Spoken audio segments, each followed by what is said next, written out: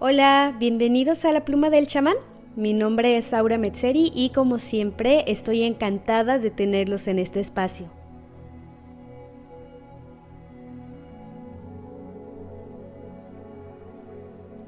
De nuevo les doy la bienvenida. Antes de empezar quiero hacer un pequeño paréntesis. En estos días no he tenido chance de grabar absolutamente nada debido a que participé en mi primer bazar con una marca que tenemos aquí en España. Solo puedo decirles que fue una cuestión hermosa pero muy caótica en un inicio porque había demasiado viento y era la primera vez que montaba algo así.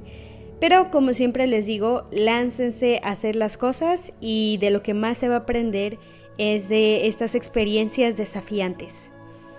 Pues bueno, el episodio de hoy realmente me ha costado trabajo grabarlo porque hay muchísima información sobre el tema del que vamos a hablar hoy. Tenía aproximadamente un mes y medio que me habían pedido que hiciera este podcast y la verdad es que me encantó la idea. Quiero contarles la relación que tengo con este álbum. Vamos a hablar el día de hoy sobre The Dark Side of the Moon de Pink Floyd. Es un álbum que había escuchado muchísimo en mi infancia, pero no lo tenía tan presente. Creo que ahora que lo volví a escuchar y empecé a analizarlo, se ha vuelto un álbum que pongo prácticamente todos los días, ya que me parece excelentemente bien hecho. Y no hablo solamente de la calidad musical que tiene. Todos los elementos que conforman al álbum, las temáticas, la portada, la historia detrás de su creación me parece simplemente fabulosa.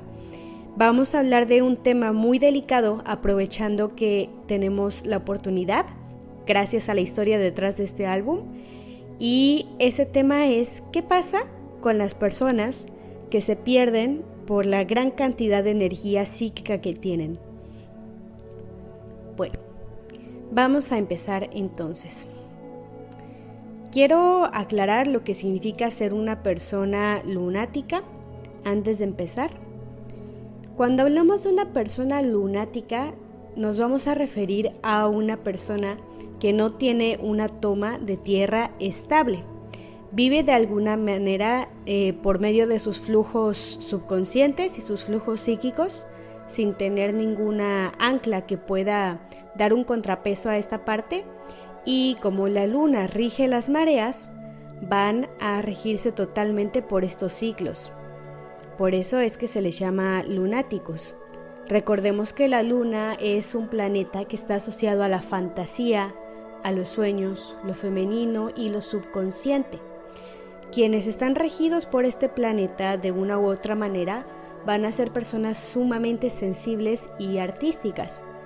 Esto es lo que le pasó a Syd Barrett. Syd Barrett, que originalmente se llamaba Roger Barrett, fue la persona por la cual se hizo este álbum. Cuando nos ponemos a estudiar un poquito la historia de Pink Floyd, nos damos cuenta que es una banda que surge a partir de la genialidad de Syd Barrett. Sin embargo, el problema con Syd es que tenía una creatividad y una genialidad muy exacerbadas, pero empezó a consumir LSD y varios estupefacientes, que si bien, como he mencionado en otro podcast, hay un uso adecuado de algunas sustancias psicoactivas. No voy a decir que todas porque tengo mis reservas con todo lo que sea sintético o incluso sintetizado. Pero empezó a tener un consumo muy exacerbado y empezó a desarrollar una adicción hacia estas sustancias, al punto en el que la creatividad que le era propia empezó a desbordarse y realmente pasó a una etapa en la que ya no podía crear nada conciso. Empezó a ser una persona sumamente informal, faltaba a las giras, llegaba tarde y no podía seguir como una rutina. No tenía ese anclaje a tierra que he mencionado antes Es por esto que él finalmente fue expulsado de la banda, a pesar de que la había creado, y realmente fue un golpe fuertísimo para todos sus integrantes. Algo que me pareció sumamente interesante y me permitió asociar a Sid a la luna es el hecho de que su guitarra estaba modificada con un montón de espejos de disco.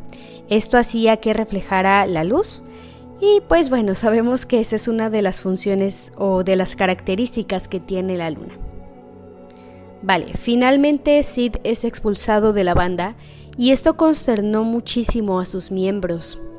Veremos que especialmente Roger Waters y la persona que entró en su lugar, David, estaban muy afectados por esta salida y por ver el deterioro mental que había tenido. Realmente que sí hay que cuidar mucho cuando tenemos este tipo de sensibilidad artística, porque de otra manera podemos acabar perdidas en lo que yo llamo las aguas de Neptuno. ¿Por qué las llamo las aguas de Neptuno?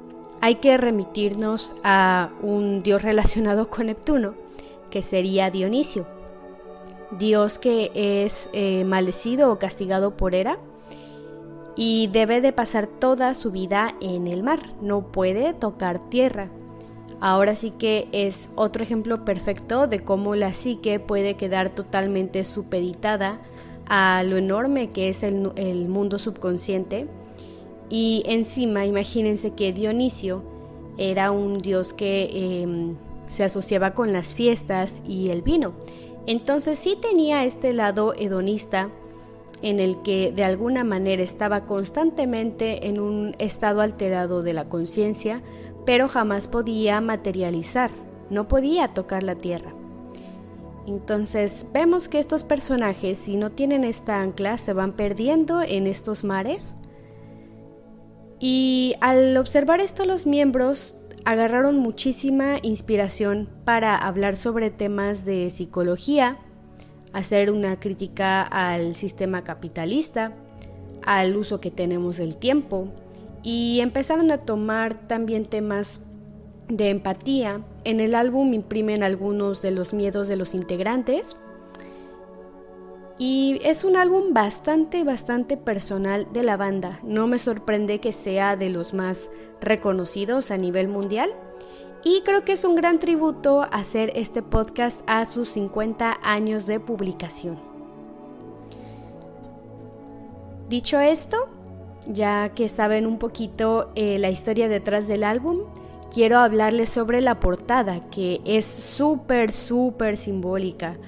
Ellos cuentan que habían pedido un diseño minimalista, que fuera sobrio, pero que fuera también atrevido. Vemos entonces un rayo de luz atravesar un triángulo y dividirse en los 7 colores básicos. Si estudian hermetismo, esto les va a sonar totalmente lógico. También si conocen sobre el sistema de chakras. Vamos a analizar primero el triángulo. Yo la interpretación que le di a este triángulo es la tríada del ser humano: cuerpo, mente y espíritu. Vemos el rayo blanco, que es la energía pura del universo, y cuando este rayo atraviesa esta tríada, que representa la percepción humana, es que realmente nosotros podemos distinguir estos 7 rayos de colores. Es decir, la ley es una sola, pero a través de la percepción humana se va a dividir en 7 vibraciones distintas. Entonces, este álbum para mí también es una gran representación del estudio de la conciencia. Muchas de las temáticas que toca está relacionado con ir sintiendo quiénes somos realmente, irnos haciendo estas preguntas incómodas, que fueron de alguna manera también las que llevaron a la locura a Sid. Otro detalle que no les había contado de la biografía de este personaje es que él desde muy joven había estudiado hermetismo, estaba también muy clavado con varias cuestiones de meditación y espiritualidad, pero nunca encontró una guía adecuada para esto. Y esto es de alguna manera una advertencia porque de verdad que el mundo de este conocimiento es sumamente amplio y si uno no encuentra una guía, no hablo de una guía externa, sino una guía interna y un anclaje a tierra que lo mantenga totalmente lúcido y despierto, puede caer también en este tipo de cuestiones, puede caer en el lado oscuro de la luna. ¿Qué es lo que hacemos cuando empezamos a estudiar estos principios? Vamos a adentrarnos en el subconsciente. Sin embargo, el anclaje a tierra es totalmente necesario porque necesitamos regresar del subconsciente. Porque al bajar a esta zona vamos a enfrentarnos con la sombra, con las cuestiones que no son tan agradables. Y con la sombra pueden suceder dos cosas. O se integra o termina por destruirnos. Nos puede llevar también a una especie de muerte lenta siempre que no se trate. No tiene por qué ser necesariamente algo tan dramático como caer en la locura. Puede expresarse simplemente como ver la sombra, ver quizás que una persona tiene un problema con la comida, esa persona lo ve pero no lo soluciona y así de poco en poco va, subiendo mucho de peso o se va desnutriendo y pues bueno, no tiene por qué ser algo tan dramático, ¿no? Puede ser algo así. Pero vaya que sí es necesario tener esta mirada realista para que estos conocimientos sí nos puedan alumbrar y llevar a un crecimiento personal y espiritual. Vamos a ver canciones como la que es Talk to Me o Brain Damage que nos hablen precisamente de este estado de completa locura. Será muy importante que veamos esto como una especie de advertencia que nos da Pink Floyd. Una advertencia, vale, está bien meterse en los estudios de la conciencia, ser conscientes del verdadero valor que es el tiempo y no tanto el dinero, como nos recuerdan estas dos canciones icónicas. Y también nos llevan mucho a pensar en el colectivo. Hay muchas canciones en las que podemos ver esta dicotomía en las relaciones, como lo podría ser Us and Them, y también la tercera canción, ahorita no recuerdo el nombre, pero estaba hecha a partir de la ansiedad que sentía uno de los integrantes con los viajes en avión. Pues bueno, este álbum me parece un gran ejercicio de introspección. Realmente es una joyita tanto a nivel musical como letras y todo, absolutamente todo en este álbum es hermosísimo. Antes de pasar a las conclusiones y darles otros datos curiosos acerca de este álbum, quiero hablarles de una canción que me parece fabulosa y es The Great Gig in the Sky. En general vamos a ver que todo el álbum tiene un aire muy introspectivo y muy melancólico. A mí este álbum me ha llevado, al escucharlo durante varios días seguidos, a reflexionar mucho sobre qué es lo que estoy haciendo momento a momento. He aprendido a ir sintiendo cada respiración, observando cuál es mi visión sobre ciertas cosas. Y The Great Gig in the Sky es una canción que realmente nos pone de manifiesto el tema de la inmensidad del universo. En las versiones en vivo de esta canción se leían algunos versículos de Eclesiastes, que es un pasaje bíblico realmente deprimente. Lo podría equiparar a la crisis existencial que tiene una persona antes de su despertar espiritual, y creo que esta es precisamente la sensación que querían transmitir, poniendo primero un versículo tan deprimente y luego una voz absolutamente increíble y potente que refleja precisamente la inmensidad del universo que a veces no comprendemos. No comprendemos la tela, el entretejido que tiene el universo. Y cuando lo vemos desde esta forma, que es muy pesimista o muy determinista, nos podemos sentir muy, muy pequeños, pero al final creo que a lo que nos quiere llevar es a una reflexión en la que precisamente por ese conocimiento de que somos pequeños nos pueda llevar a observar las maravillas del universo y las maravillas de este entretejido bajo el cual, por improbabilidades estadísticas, nos encontramos vivos. Y bueno, se podría hablar muchísimo más de cada canción. Creo que cada canción merecería unos 30 minutos de charla mínimo, pero ese no es el objetivo de este podcast. Así que vamos a hablar un poquito más de algunas curiosidades del álbum. Primeramente, quiero comentarles que encontré una conexión muy curiosa con el segundo podcast que grabé. Y es que sí, ha habido gente que relaciona este álbum con la película del Mago de Oz.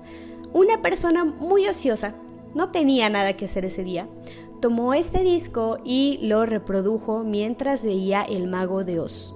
Notó que parecía que fuera el soundtrack de la película y que incluso en varias ocasiones las letras coincidían con lo que estaba pasando en la película. Es por eso que existe como este mito urbano de otra versión del Mago de Oz que se llama The Dark Side of the Rainbow. Quiero agregar otra curiosidad, o más bien otra observación mía. Mientras la luna en su estado positivo nos va a recordar a diosas como Selene, Artemisa y figuras en general muy positivas, me parece asombroso que esta parte más salvaje y perdida de la conciencia, que es el lado oscuro de la luna, lo vamos a ver reflejado en otro tipo de arquetipos, como lo fueron Lilith y Kali. Aquí quiero remarcar la advertencia de tener cuidado con el tener una energía femenina creativa exacerbada sin tener un orden o un ancla que nos pueda devolver a la otra cara de la luna o al otro lado de la conciencia, donde realmente podemos tener, si no un control, un orden y una fuerza de decisión sobre esa fuerza creativa. Si bien no se tratará de someterla de manera autoritaria, sí se va a tratar de dirigirla, darle cauce y darle un sentido. Pues bueno, ha sido todo por hoy. Espero que les haya encantado este podcast y nos vemos en los próximos días. Aprovechando que estamos pasando el solsticio de invierno, espero que tengan un maravilloso inicio de año y que celebren este momento de renacimiento solar. Chao.